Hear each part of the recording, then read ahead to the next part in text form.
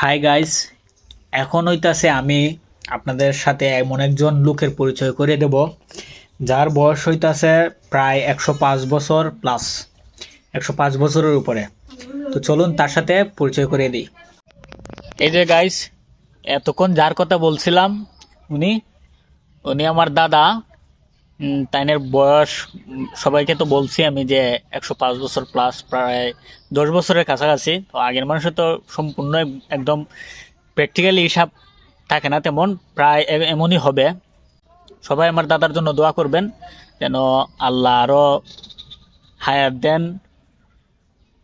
আর উনি যেন আমাদের পাশে আরও কিছু বছর থেকে যেতে পারেন।